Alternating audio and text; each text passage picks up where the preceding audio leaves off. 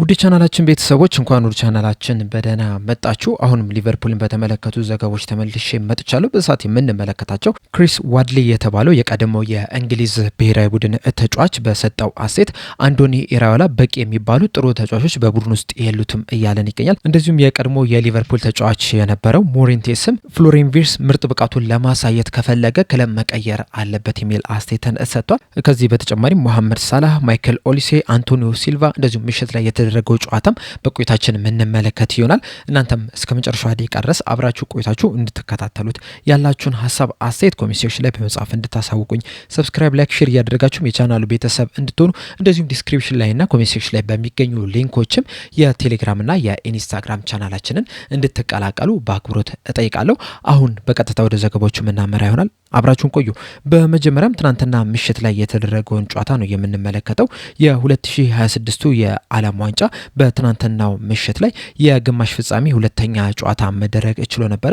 በዚህ ጨዋታም የአርጀንቲና ብሔራዊ ቡድን ከኋላ በመነሳት እንግሊዝን 2-1 በማሸነፍ ወደ ፍጻሜ ማለፏን አረጋግጣለች። በዚህ ጨዋታ ላይም የሊቨርፑል ተጫዋች ሆነው አሌክሲስ ማካሊስተር ሙሉ 90 ደቂቃ መጫወት ሲችል በጨዋታው ላይም ጥሩ የሚባል እንቅስቃሴን ማድረግ ችሏል። ይህንንም ተከትሎ 7.0 ሬቲንግም ሊሰጠውም ችሏል። በፍጻሜውም ከስፔን ብሔራዊ ቡድን ጋር የሚገናኙ ይሆናል። ይህ ማለት እንግዲህ ቀጣይ እሁድ የሊቨርፑል ተጫዋቾች የሆኑት ቪክተር ሙኔዝ እና አሌክሲስ ማካሊስተር በፍጻሜው ጨዋታ ላይ የሚገናኙ ይሆናል። ይህንን የፍጻሜ ጨዋታ ማን ያሸንፋል ብላችሁ ትገምታላችሁ? የትኛውስ ተጫዋች ወደ ሊቨርፑል የዓለም ዋንጫውን ይዞ ይመጣል ብላችሁ ትገምታላችሁ? መልሳችሁን እንዳለ ኮሜንት ሴክሽን ላይ በመጻፍ አሳውቁኝ። በመቀጠልም ማይክል ኦሊሴን ስንመለከት ሳንቲ አውና የተባለ ጋዜጠኛ ይዞት በወጣው መረጃ መሰረት በዚህ የክረምቱ የዝውውር መስኮት ማይክል ኦሊሴ ወደ ሪያል ማድሪድ መዘዋወር ይፈልጋል እያለን ይገኛል። እንደሚታወቀው ሪያል ማድሪዶችም ይህንን ተጫዋች ለማስፈረም ከፍተኛ ፍላጎት አላቸው ነው እየተባለ የሚገኘው። ምናልባትም የዓለም ሪከርድ በሆነ ሂሳብም ይህን ተጫዋች ለማስፈረም እንቅስቃሴ ሊያደርጉ ይችላሉም እየተባለ ይገኛል። ሪከርዱ እንግዲህ እስካሁን ድረስ የተመዘገበው በኔይማር ነው። ኔይማር ከባርሴሎና ወደ ፒኤስጂ ወደ 220 ሚሊዮን ዩሮ በሆነ ሂሳብ ነው መዘዋወር የቻለውና ይህንን ሪከርድ ሰብረው ማይክል ኦሊሴን ወደ ሪያል ማድሪድ ለማስፈረም ፍላጎት አላቸው እየተባለ ይገኛል። ባየር ሙኒኮችም ማይክል ኦሊሴ ክለቡን የሚለቅ ከሆነ በሱ ምትክም የፒኤስጂ ተጫዋች የሆነው ብራድሊ ባርኮላ ለማስፈረም ፍላጎት አላቸው እያለን ይገኛል። እንደሚታወቀው ብራድሊ ባርኮላ በዚህ የክረምት የዝውውር መስኮት ፒኤስጂን ለቆ ይወጣል ተብሎ ነው የሚጠበቀው። እናም ባየር ሙኒኮች እንግዲህ ይህንን ተጫዋች ለማስፈረም እንቅስቃሴ ሊያደርጉ ይችላሉ ተብሎ ይጠበቃል። ስለዚህ ሊቨርፑሎችም እንግዲህ የትኛውም ክለብ ሳይቀድማቸው ይህንን ተጫዋች ለማስፈረም ከፍተኛና ፈጣን የሚባል እንቅስቃሴን ማድረግ ይጠበቅባቸዋል። ካልሆነ ግን ምናልባትም ይሄ ተጫዋችም ወደ ሌላ ክለብ ሲያመራ ልንመለከት የምንችልበት ከፍተኛ እድል አለ። በመቀጠልም ፋብሪዞ ሮማኖ ይዞት ወጣውን ዘገባ ነው የምንመለከተው። በዘገባው መሰረት የቤኔፊካ ተጫዋች ሆነው አንቶኒዮ ሲልቫ በቅርቡ በርነማውዝን ይቀላቀላል እያለን ይገኛል። ይህ ተጫዋች እንግዲህ ከዚህ ቀደም ከሊቨርፑል ጋር ስሙ በስፋት ሲያያዝ ነበር። በተለይ በ2024 የክረምት የዝውውር መስኮት እንደዚሁም ደግሞ ባለፈው አመት በ2025 የክረምት የዝውውር መስኮት ሊቨርፑሎች ይህንን ተጫዋች በቅርበት ሲመለከቱት ነበረ። ሊያስፈርሙትም ይችላሉ የሚሉ መረጃዎችንም ስንሰማ ነበረ። ነገር ግን ሊቨርፑሎች ሳያስፈርሙት ቀርቷል። አሁን ላይ ደግሞ ወደ ሌላኛው የእንግሊዝ ክለብ ወደ ሆነው ወደ በርንማውዝ ሊቀላቀል ተቃርቧል ነው እያለን የሚገኙት። በእርግጥ እስካሁን ድረስ ምንም አይነት የተፈረመ ነገር የለም። ነገር ግን ከቀጣይ ሳምንት ጀምሮ ይህ ተጫዋች የትኛውም ቀን የበርንማውዝ ተጫዋች መሆኑ ሊረጋገጥ ይችላል ነው እየተባለ የሚገኘው። ሊቨርፑሎች እንግዲህ ይህንን ተጫዋች ያስፈርሙታል ተብሎ ተጠብቆ ነበር። በተለይ ደግሞ በዚህ ሰዓት ያለውን የመሀል ተከላካይ ስፍራ ተጫዋቾችን ዴብዝ ከተመለከትን ወይም ደግሞ ጥልቀቱን ከተመለከትን በጣም የሳሳ ነው። በደንብ መጠናከር ያለበት ቦታ ነው። እንደሚታወቀው ቨርጂል ቫንዳይክ 35 ዓመቱ ላይ ነው የሚገኘው። ጆ ጎሜዝ በተደጋጋሚ ጉዳት የሚያስቸግረው ተጫዋች ነው። ጀረሚ ዣኪም ገና ወጣት ነው። ከዛ በተጨማሪም ደግሞ በቅርቡ ነው ከረዥም ጉዳት በኋላ ወደ ሜዳ ሊመለስ የቻለው። ጆቫኒ ሊዮኒ በኤሲኤል ጉዳት ምክንያት ከ7-8 ወር በፊት ጉዳት እንዳጋጠመው እስካሁን ድረስ ወደ ሜዳ አልተመለሰም። በእርግጥ በቅርቡ ወደ ሜዳ ይመለሳል ተብሎ ይጠበቃል። እንደዛም ቢሆንም ግን ለረዥም ጊዜ ከሜዳ እንደመራቁ መጠን ወዲያውኑ ማች ፊትነሱን ያገኛል ተብሎ አይጠበቅምና ይሄ ቦታ መጠናከር ያለበት ቦታ ነው። አንቶኒዮ ሲልቫ ጥሩ አማራጭ ሊሆናቸው ይችል ነበረ። በተለይ ደግሞ ወደ በርንማውዝ ሊዘዋወርበት ነው እየተባሉ ያለውን ሂሳብ ስንመለከተው በጣም ርካሽ የሚባል ነውና ሊቨርፑሎች እንቅስቃሴ ያደርጋሉ ተብሎ ተጠብቆ ነበረ። ነገር ግን ሊቨርፑሎች እንቅስቃሴ ባለማድረጋቸው ምክንያት ተጫዋቹ ወደ በርነማውዝ ሊቀላቀል ተቃርቧል እየተባለ ይገኛል። በዚህ ተጫዋች ዙሪያ እንግዲህ ያላችሁን ሀሳብ አስተያየት እንዳለ ኮሜንት ሴክሽን ላይ በመጻፍ አሳውቁኝ። በመቀጠልም መሐመድ ሳላህን ወደ ተመለከተው ዘገባ ነው የምናመራው። አህመድ ዳርዊሽ የተባለው ግብጻዊ ጋዜጠኛ ይዞት በወጣው ዘገባ መሰረት መሐመድ ሳላህ በፕሪሚየር ሊጉ መቆየት የሚፈልግ ከሆነ ቼልሲዎች የሱ ቀዳሚ ተመራጭ ክለብ ናቸው እያለን ይገኛል። እንደሚታወቀው መሐመድ ሳላህ በስምምነት ከሊቨርፑል ጋር ከተለያየ በኋላ እስካሁን ድረስ ወደ የትኛውም ክለብ አልተቀላቀለም። በእርግጥ የተለያዩ ክለቦች ይህንን ተጫዋች ለማስፈረም ከፍተኛ ፍላጎት እያሳዩ ነው የሚገኙት። በተለይ ደግሞ የቱርክ ክለቦች የሆኑት ቤሽክታሽ፣ ፌነርባቼ፣ ጋላታሳራዮች ከፍተኛ ፍላጎት አሳይቷል። ከነዚህ በተጨማሪም ደግሞ የሳውዲ ፕሮ ሊግ ክለቦችና የኤምኤልኤስ ክለቦችም ይህንን ተጫዋች ለማስፈረም ከፍተኛ ፍላጎት እያሳዩ እንደሆነ ነው እየተነገረ የሚገኘው። ተጫዋቹ እንግዲህ ወዴት ያመራል የሚለውን አብረን የምንመለከት ይሆናል። ነገር ግን ይሄ ግብጻዊ ጋዜጠኛ ይዞት በወጣው መረጃ መሰረት መሐመድ ሳላህ ወዴትም መሄድ አልፈልግም፣ በዚሁ በፕሪሚየር ሊግ መቆየት ነው የምፈልገው የሚል ከሆነ ቼልሲዎች የሱ ቀዳሚ ተመራጭ ክለብ ናቸው እያለን ይገኛል። እዚህ ላይ ሁለት ነጥቦችን ማንሳት አለብን። አንደኛው አዎ ወደ ቼልሲ ሊያቀና የሚችልበት እድል አለ። ምክንያቱም ወደ ሊቨርፑል ከመምጣቱ በፊትም ወደ ፕሪሚየር ሊጉ ሲመጣ በመጀመሪያም ቼልሲን ነበረ የተቀላቀለው። እናም ከቼልሲ ጋር ጥሩ የሚባል ቁርኝነት አለው ተብሎ ይጠበቃል።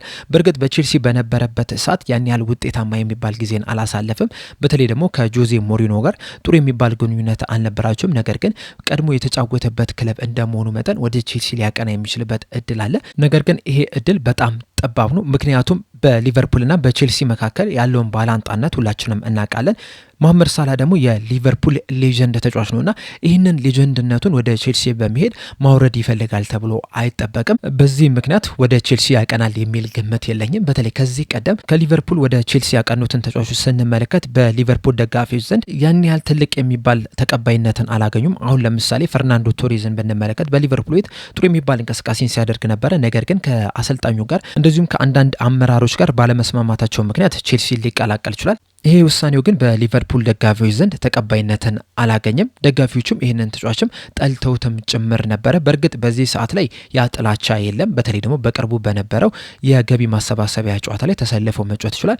በዛ ሰዓትም እንግዲህ የሊቨርፑል ደጋፊዎች ዘንድ በጥሩ ሁኔታ ተቀብለውታል። ነገር ግን በሊቨርፑል ደጋፊዎች ዘንድ ተቀባይነትን እስከሚያገኝ ድረስ ግን በጣም ረዥም ጊዜ ፈጅቶበታል እና መሐመድ ሳላህም እንግዲህ ይህንን ነገር እያወቀ ወደ ቼልሲ ያቀናል ተብሎ አይጠበቅም። በእርግጥ ለቼልሲ ቢጫወትም ሌጀንድነቱን ይቀንሳል ተብሎ አይጠበቅም። ነገር ግን ደግሞ ቢያንስ ከቼልሲ እስከሚወጣ ድረስ ግን ያን ያህል ትልቅ አቀባበል በሊቨርፑል ደጋፊ ዘንድ ይጠብቋል ማለት አይቻልም እና በዚህ ምክንያትም ቼልሲን ይቀላቀላል የሚል ግምት የለኝም። በመቀጠልም የቀድሞ የሊቨርፑል ተጫዋች ሆኖ ፈርናንዶ ሞሬንቴስ የሰጠውን አስተያየት ነው የምንመለከተው። በሰጠውም አስተያየት ፍሎሪያን ቪርትዝ ምርጥ ብቃቱን ማሳየት ከፈለገ ወደ ሌላ ክለብ መዘዋወር መቻል አለበት እያለን ይገኛል። አያይዞም በሰጠው አስተያየት በተጠናቀቀው የውድድር ዘመን ፍሎሪያን ቪርትዝ ምርጥ የሚባልን ጊዜን አላሳልፍም በሊቨርፑል።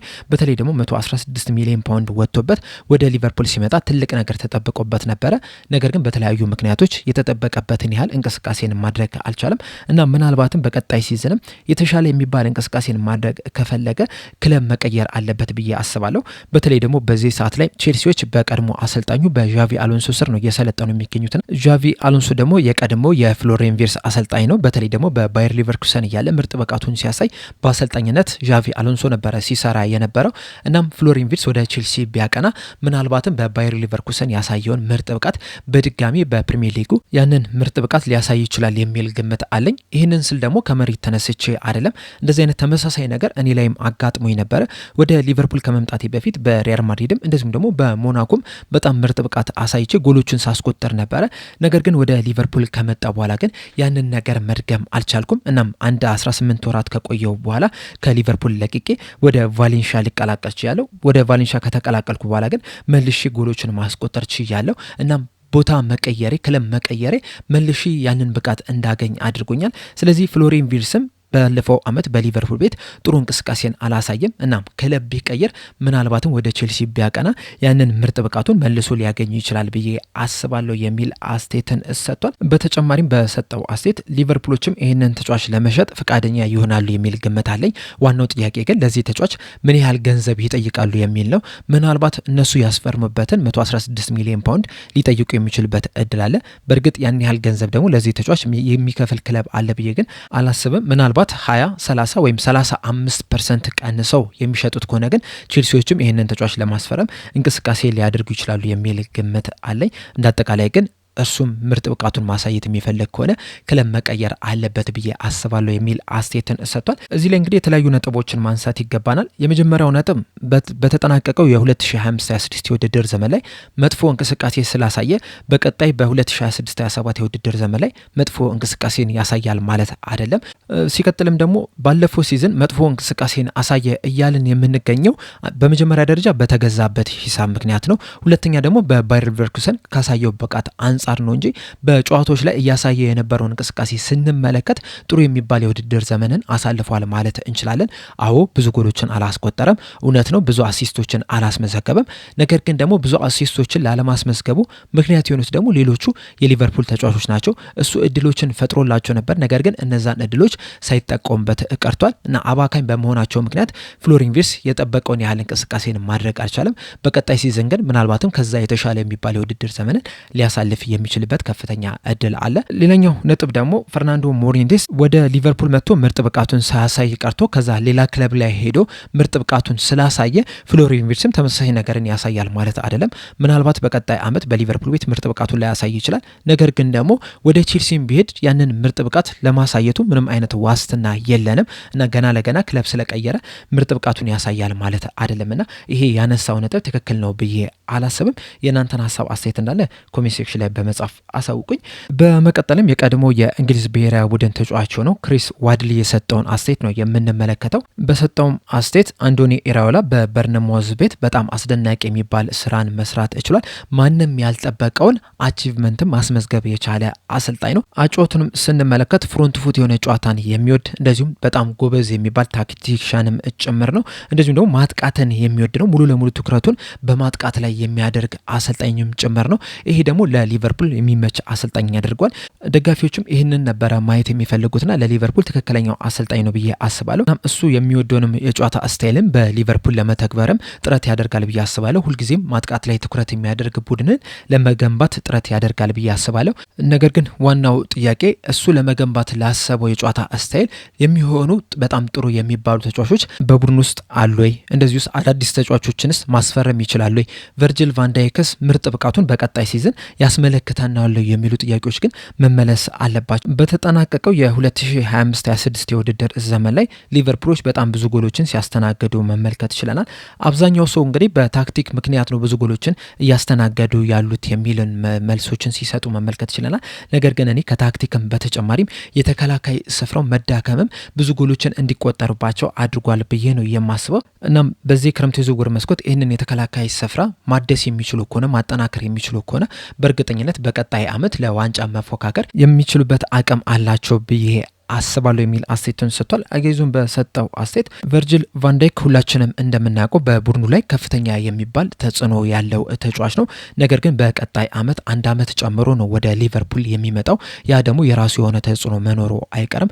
ምናልባትም አቋሙ ላይ ለውጥ እንዲያመጣ ሊያደርገው ይችላል። እናም በጣም በጥንቃቄ በቀጣይ ዓመት ይህንን ተጫዋች መጠቀም ይኖርባቸዋል። አንዳንድ ጨዋታዎች ላይ ማሳረፍ ይገባቸዋል። እንደዚሁም ደግሞ በቀጣይ ዓመት ካለፈው ሲዝን የበለጠ ፈጣን ሆኖ ይመጣል ማለት አይደለም። እድሜ በጨመረ ቁጥር ፍጥነትን በዛው ልክ እየቀነሰ ይመጣል። ፕሪሚየር ሊጉ ላይ ደግሞ ምርጥ ብቃትን ማሳየት የምትፈልግ ከሆነ በመጀመሪያ ደረጃ ፈጣን መሆን መቻል አለበት። እንደዚሁም ደግሞ ጠንካራ ልትሆን ይገባል። ቨርጂል ቫንዳይክ ደግሞ ከዚህ በኋላ ፍጥነቱ እየቀነሰ መምጣቱ አይቀርም። ስለዚህ ሊቨርፑሎች የተከላካይ ስፍራውን በተለይ የመሀል ተከላካይ ስፍራው ላይ ትኩረት ሰጥተው ሊያጠናክሩት ይገባል የሚል አስተያየቱን ሰጥቷል። በተጨማሪም በሚሎስ ኬርኬዝ ዙሪያ በሰጠው አስተያየት ሚሎስ ኬርኬዝ ወደ ሊቨርፑል ከመምጣቱ በፊትም ወደ ሊቨርፑል ከመጣም በኋላ ጎበዝ ተጫዋች መሆኑን እያስመለከተ ነው የሚገኘው። በእርግጥ በዓለማችን ላይ ከሚገኙ በጣም ምርጥ ከሚባሉ የግራ ክንፍ ተከላካይ መስመር ተጫዋቾች መካከል አንደኛ ደረጃ ላይ የሚቀመጥ ተጫዋች አይደለም።